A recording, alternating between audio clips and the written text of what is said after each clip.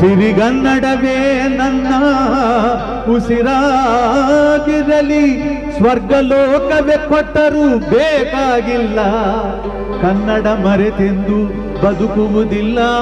ಕೊಪ್ಪಳ ಯಲಬುರ್ಗಾ ಮೂಲ. ತಂದೆ ಕಲ್ಲಿನಾಥ ಶಾಸ್ತ್ರಿಗಳು, ಅಜ್ಜ ಚನ್ನಕವಿ. ಅಪಾರ ಪಾಂಡಿತ್ಯವನ್ನು ಹೊಂದಿದ್ದವರು. ಸಾಂಸ್ಕೃತಿಕ ಸಾಹಿತ್ಯಿಕ ಸಂಗತಿಗಳೇ ಇವರ ಮನೆತನದ ಆಸ್ತಿ. ವಚನಗಳು, ಕಾವ್ಯ, ಮಕ್ಕಳ ಸಾಹಿತ್ಯ, ನಾಟಕ ಬರೆದರು ಸಿದ್ದಯ್ಯ ಪುರಾಣಿಕರು. ಕಾವ್ಯಾನಂದ ಕಾವ್ಯನಾಮ. ತಹಶೀಲ್ದಾರ್ ಆಗಿ, ಕಲೆಕ್ಟರ್ ಆಗಿ, ಜಿಲ್ಲಾಧಿಕಾರಿಗಳಾಗಿ, ಕಮಿಷನರ್ ಆಗಿ ಜನಪರ ಕಾರ್ಯಗಳನ್ನು ಮಾಡಿದರು ಸಿದ್ದಯ್ಯ ಪುರಾಣಿಕರು. ಅವರು ಸದಾ ಹೇಳ್ತಾ ಇದ್ದದ್ದು ಮಾನವ ಜನ್ಮ ದೊಡ್ಡದು ಅಂತ. ಈಗ ಕೇಳೋಣ ಕಾವ್ಯಾನಂದರ ಸಿದ್ದಯ್ಯ ಪುರಾಣಿಕರ ಧ್ವನಿ.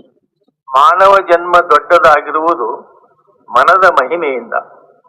ಜಗವ ಸುತ್ತಿಹುದು ನಿನ್ನ ಮಾಯೆ ನೋಡೆಯ, ನಿನ್ನ ಸುತ್ತಿಹುದು ನನ್ನ ಮನ ನೋಡೆಯ ಎಂದು ಸಾರಿಲ್ಲವೇ ಬಸವಣ್ಣನವರು.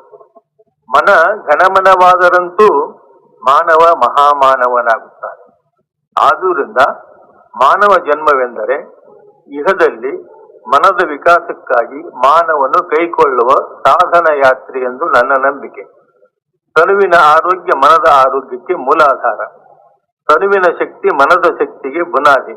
ಆದರೆ ಕಾಲ, ದೇಶ, ಪರಿಸರ, ಆನುವಂಶಿಕತೆ, ಧಾರ್ಮಿಕ ಭಾವನೆಗಳು, ಜನಾಂಗೀಯ ಮೂಢನಂಬಿಕೆಗಳು, ಕೌಟುಂಬಿಕ ಶ್ರದ್ಧೆಗಳು, ಭೌಗೋಳಿಕ ವೈಲಕ್ಷಣ್ಯಗಳು, ವಾತಾವರಣದ ವಿಷಮತೆಗಳು ಇತ್ಯಾದಿಗಳ ಬಂಧನಗಳನ್ನು ಹರಿದು ಭಾರವನ್ನು ಬಿಸಾಡಿ ಮಿತಿಗಳನ್ನು ಅತಿಕ್ರಮಿಸಿ ಔನ್ನತ್ಯಕ್ಕೆ ಏರುವುದು ಮನದ ಶಕ್ತಿಯ ವಿಕಾಸದಿಂದ ಮಾತ್ರ ಸಾಧ್ಯವೆಂದು ನಾನು ಹೇಳಿದರೆ ತಪ್ಪಾಗಲಾರದು.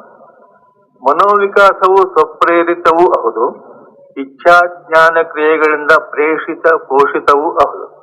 ಮನುಷ್ಯ ಜೀನ್ಸ್ಗಳಲ್ಲಿ ಮನೆ ಮಾಡಿರುವ ಆನುವಂಶಿಕತೆಯ ಪ್ರಭಾವಗಳ ಒತ್ತಡದಿಂದ ಕುದುರುತ್ತದೆ. ಆದರೆ ಈ ಬಗೆಯ ಬೆಳವಣಿಗೆ ಅಪೂರ್ಣವಾದದು.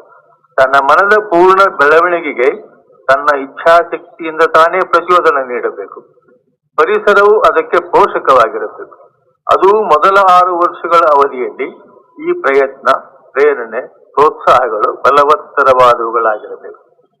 ಇದರ ಅನುಭವ ನನಗಾದುದು ನಾನು ಬಾಲಕನಾಗಿದ್ದಾಗ. ಸುದೈವದಿಂದ ನಾನು ದ್ಯಾಂಪುರವೆಂಬ ಸಣ್ಣ ಗ್ರಾಮದಲ್ಲಿ ಪಂಡಿತ ಕಲ್ಲಿನಾಥ ಶಾಸ್ತ್ರಿಗಳವರ ಪುತ್ರನಾಗಿ ಹುಟ್ಟಿದೆ. ನಾನು ಬೇರಾವ ಗ್ರಾಮದಲ್ಲಿ ಬೇರಾವ ತಂದೆಗೆ ಮಗನಾಗಿ ಹುಟ್ಟಿದ್ದರೂ ಈಗಿನಷ್ಟು ಮನೋವಿಕಾಸ ನನಗಾಗುತ್ತಿರಲಿಲ್ಲವೆಂಬುದು ನನ್ನ ಅನಿಸಿಕೆ. ಅವರ ಮಾತುಗಳನ್ನು ಕೇಳಿಯೇ ಬಹಳಷ್ಟು ಕಲಿತೆ.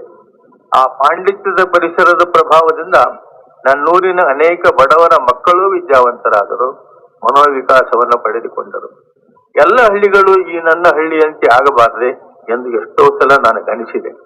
ಈಗಲೀಗ ಎಲ್ಲ ಹಳ್ಳಿಗಳಲ್ಲಿ ವಿದ್ಯಾಕಾಂಕ್ಷೆ ಕವಲೊಡೆಯುತ್ತಿರುವುದು ಸಂತದ ಸಂಗತಿ.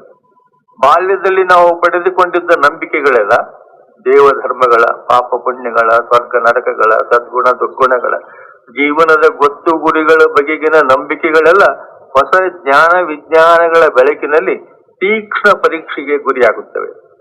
ಬುದ್ಧಿಯನ್ನು ಹೊಸ ಜ್ಞಾನ ವಿಜ್ಞಾನಗಳ ತೀರ್ಮಾನಗಳನ್ನು ಒಪ್ಪಿಕೊಳ್ಳುತ್ತದೆ.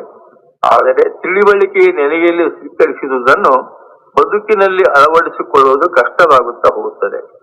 ಯಾಕಂದರೆ ಮನ ಬುದ್ಧಿಯಷ್ಟು ಸುಲಭವಾಗಿ ಈ ತೀರ್ಮಾನಗಳನ್ನು ಒಪ್ಪಿಕೊಳ್ಳುವುದಿಲ್ಲ. ಇದರಿಂದಾಗಿ ಜೀವನದ ಜೋಕಾಲಿ ಹಿಂದಕ್ಕೆ ಮುಂದಕ್ಕೆ ತೂಗತೊಡಗುತ್ತದೆ.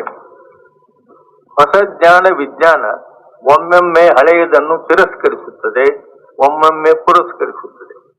ಕೋಪರ್ನಿಕಸನು ನಮ್ಮ ಭೂಮಿಯು ಸೂರ್ಯನ ಉಪಗ್ರಹ ಮಾತ್ರವೆಂದು, ಅದೇ ಸೂರ್ಯನ ಸುತ್ತು ತಿರುಗುವುದೆಂದು ಸಿದ್ಧಗೊಳಿಸುತ್ತಲೇ ಟಾಲಮಿಯ ಜಗತ್ತು ಕುಸಿದು ಬಿದ್ದಿತು, ಚರ್ಚ್ ಭೀತಿಗೊಂಡಿತು. ಗ್ಯಾಲಿಲಿಯೋನ ದಂಡನೆ ಈ ಕ್ರಾಂತಿಯನ್ನು ಇನ್ನೂ ಪುಷ್ಟೀಕರಿಸಲು ಅರಿಸ್ಟಾಟಲ್ನ, ಸೈಂಟ್ ಥಾಮಸ್ ಆಫ್ ಅಕ್ವಿನಾಸನ, ಡ್ಯಾಂಟೆಯ ಜಗತ್ತುಗಳು ಮಾಯವಾದವು. ಅಂತೆಯೇ ಆಧುನಿಕ ಭೌತ ವಿಜ್ಞಾನ ತೀರ್ಮಾನಗಳು ಅದ್ವೈತ ದರ್ಶನಕ್ಕೆ ಪುಷ್ಟಿಯನ್ನು ನೀಡಿವೆ.